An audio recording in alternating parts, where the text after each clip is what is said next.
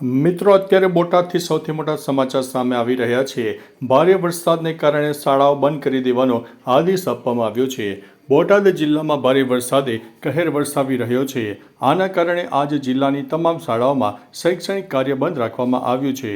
આજે બોટાદ જિલ્લાની તમામ શાળાઓ બંધ રાખવા અંગે જિલ્લા શિક્ષણ અધિકારી દ્વારા જણાવવામાં આવી રહ્યું છે। ત્યારે મિત્રો, બીજા સમાચારની વાત કરીશું તો ભાવનગર જિલ્લાના જેસર, મહુવા, સિહોર પંથકમાં પડેલા ભારે વરસાદને પગલે ડેમ, નદી નાળા છલકાઈ ગયા છે।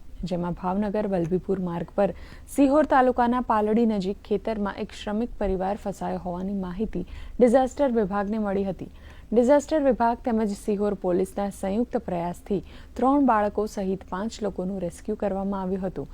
સાથે જ આ પરિવાર 12 કલાકથી ભૂખ્યો હોવાથી તંત્ર દ્વારા હંગામી ધોરણે તેમને રહેવાની અને જમવાની વ્યવસ્થા પણ કરી આપવામાં આવી હતી।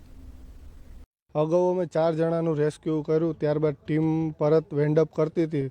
તત્કાલમાં અમને જાણવા મળ્યું કે આગળ ખેતરની અંદર એક ફેમિલી ફસાયેલું છે, તો તરત અમે ફાયરની ટીમ ફરી વેન્ડઅપ ના કરી અને પાછી પાણીમાં ઉતારી અંદાજિત 2-2.5 કલાકનું રેસ્ક્યુ અમારું ચાલ્યું હતું, જેની અંદર અમે અંદર ગયા ત્યારે ફેમિલી ત્યાં ટ્રેપ થઈ ગયું હતું પાણીમાં। ચારે બાજુથી પાણી હતું અને લગભગ એમને 12-13 કલાકથી કોઈ પણ જાતની સહાય નહોતી મળી અને એ લોકો પાણીમાં ફસાઈ ગયા હતા। નેટવર્ક પ્રોબ્લેમ હતો, એના કારણે એ લોકો જાણ નહોતા કરી શક્યા। ફેમિલીમાં કપલ હતું અને એમના 3 બાળકો હતો અને જ્યારે એક બાળક તો નવજાત છે સાવ।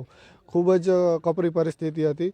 ફાયરની ટીમે ત્યાં જઈ અને રેસ્ક્યુને પાર પાડેલ છે અને હાલ તે લોકો સેફ છે।